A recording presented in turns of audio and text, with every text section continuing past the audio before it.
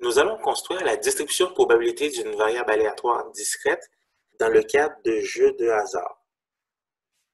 Considérons le jeu de hasard suivant. Dans un sac, il y a 4 billes rouges et 5 billes vertes. Le jeu consiste à tirer sans remise 2 billes du sac.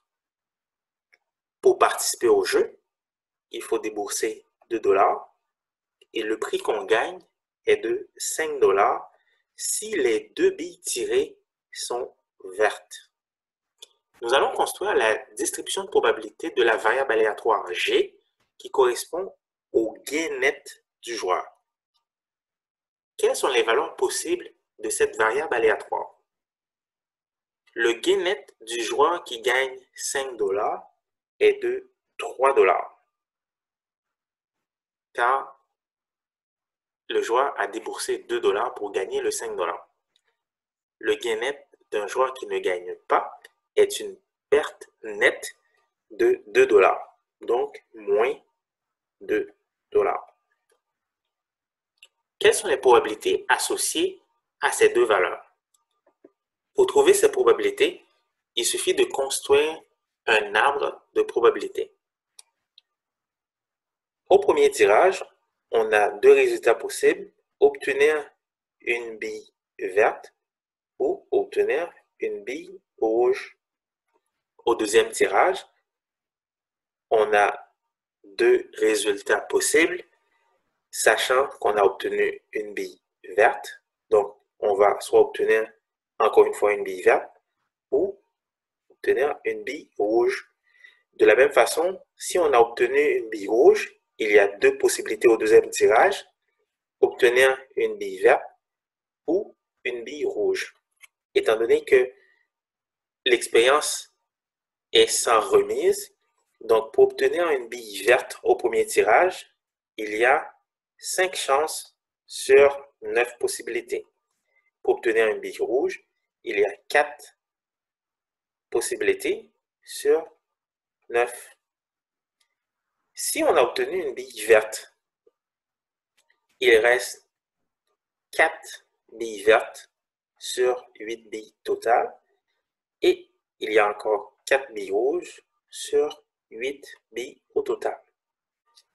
Si on a obtenu une bille rouge au premier tirage, il reste encore 5 billes vertes sur 8 billes restantes et il reste 3 billes rouges sur 8 billes. L'événement qui nous intéresse ici, c'est l'événement obtenir une bille verte au premier tirage et obtenir une bille verte au deuxième tirage. La probabilité d'obtenir cet événement est égale à la multiplication des probabilités sur les branches qui mènent à cet événement, c'est-à-dire 5 neuvièmes multiplié par 4 huitièmes, ce qui donne 20 72e. Donc, la probabilité associée à un gain de 5 $ ou un gain net de 3 $ est de 20 sur 72.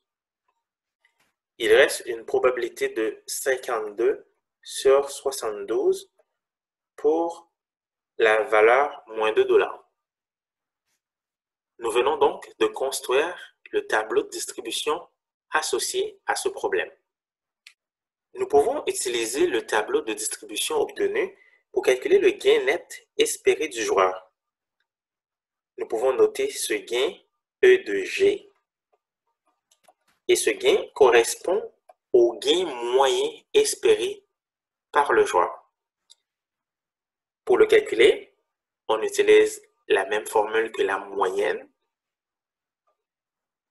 On fait 3 multiplié par son pourcentage, moins 2 multiplié par son pourcentage. Et avec une calculatrice, on obtient moins 0,61 $. Que représente cette valeur? Eh bien, si on joue plusieurs fois à ce jeu, on peut espérer perdre parce que le résultat est négatif, Donc, on perdra en moyenne 0,61 $ par partie. Donc, un joueur qui joue plusieurs fois à ce jeu peut gagner quelques fois, mais en moyenne, il va perdre 0,61 $. Cela nous montre que très souvent, les jeux de hasard sont à l'avantage de l'organisateur du jeu.